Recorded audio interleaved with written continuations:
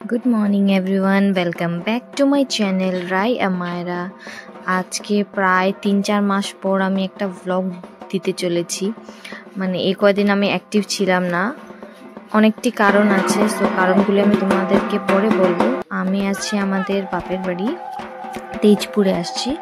So এখানে এসে জানতে পারলাম যে শীতলা পুজো হবে, আর এটা আমি বিয়ের পর কখনো পাইনি। 6 বছর হয়ে গেছে বিয়ের, কিন্তু আমি এই পুজোটা করতে পারিনি এখনো। সো আর আমার ঘুম থেকে উঠতে সেদিন একটু লেট হয়ে গেছে। ঘুম থেকে উঠে এসে দেখি যে ওদের মানে এই রাউন্ডটা হয়ে যাচ্ছে, মানে এটা পুজোটার বের হওয়ার আগে প্রথম যেগুলো নিয়ম থাকে সেগুলো হয়ে যাচ্ছে। তারপর আমি ওদেরকে একটু ভিডিও করে দিলাম, তারপরে আমিও চলে গেলাম ওদের সাথে বাইরে কুলা নিয়ে। আর এটা মানে আমার প্রথম শুরু হবে একটা ব্রাহ্মণ বাড়ির থেকে, আমরা শুরু করব ওদের বাড়ি গিয়ে। আর মানে যে যেটা দিতে পারবে সেটা নেব। এটা আমাদের বাড়ির অনেক পুরনো পূজা বলতে পারো, যে এটা আমার দিদনের শাশুড়ি করেছিল এই পুজোটা আমার দাদুর জন্য। তো এখনও সেটা চলতে থাকবে, মানে এটা আমাদের কুলের পুজো, তো এটা চলতে থাকবে। তো চলো যাওয়া যাক। এখন আমরা চলে যাব ব্রাহ্মণ বাড়িতে।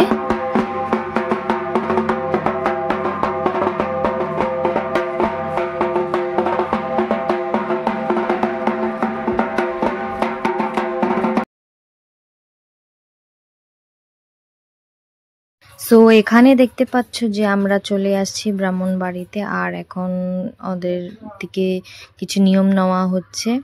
আর এবার আমারও প্রথম ছিল, সো আমিও খুব এক্সাইটেড। আর এখানে আমার মেয়েকে দেখতে পাচ্ছ, ও কতটা এক্সাইটেড ডান্স করতে করতে। আর তারপর আমার টার্ন হয়ে গেল। আর এখানে দেখতে পাচ্ছ যে আমিও নিয়ে বের হয়ে গেলাম। আর এতটাই হেভি ছিল যে আমি বলছিলাম এটা অনেক হেভি হয়ে গেছে, আমি আর পারছি না নিতে। কারণ এটা আমার তো প্রথমবার, কখনো নিই। তার মধ্যে আমার টাইমে বেশি হেভি হয়ে গেছে। আর এটা তুমি যদি একবার নিয়ে নাও, সেটা তোমার 5টা ঘর নিয়ে তারপর তুমি চেঞ্জ করতে পারবে, তাছাড়া পারবে না চেঞ্জ করতে। তো আমি অনেকটা কষ্ট করে নিয়েছি, 5 বারই মানে নিয়েছি। তারপর 5 বারই নিয়ে দেখি আমার হাত পা কাঁপা শুরু করে দিয়েছে। তারপর আমি চেঞ্জ করে চলে আসছি, বাড়িতে চলে আসছি। আমি বলছি তোমরা থাকো, আমি আর তো পাচ্ছি না, আর এখন আমি পারবো না, আমি ঘরে চলে যাবো।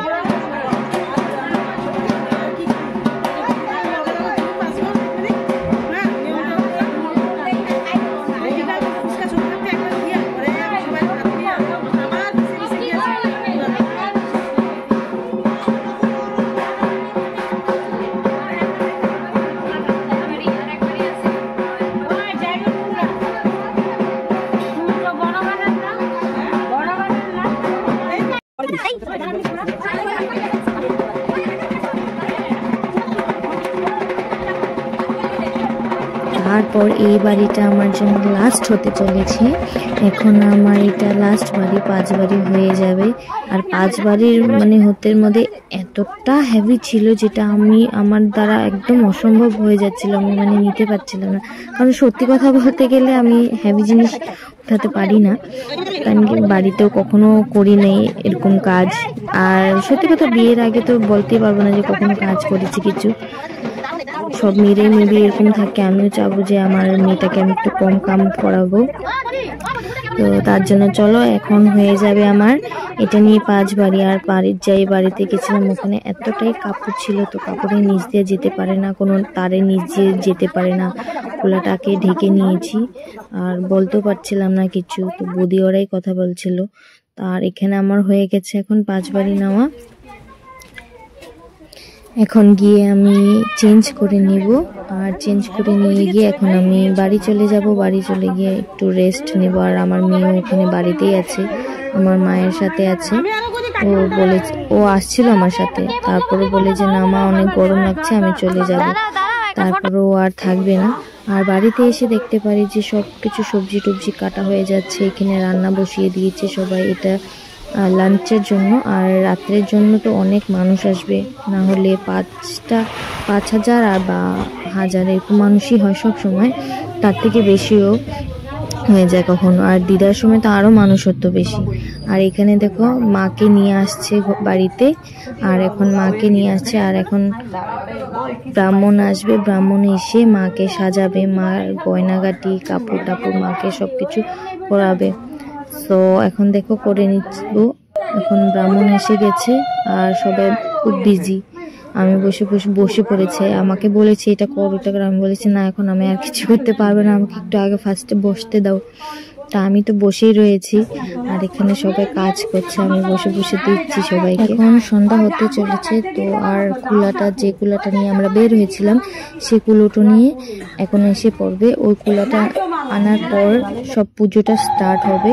আর এখন দেখতে পারবে যে সব পুজোর জন্য সব এসে পড়েছে, আর ব্রাহ্মণ পুজো শুরু করে দিয়েছে। কারণ এই পুজোটা হতে 3 থেকে 4 ঘন্টা লাগে বসতে।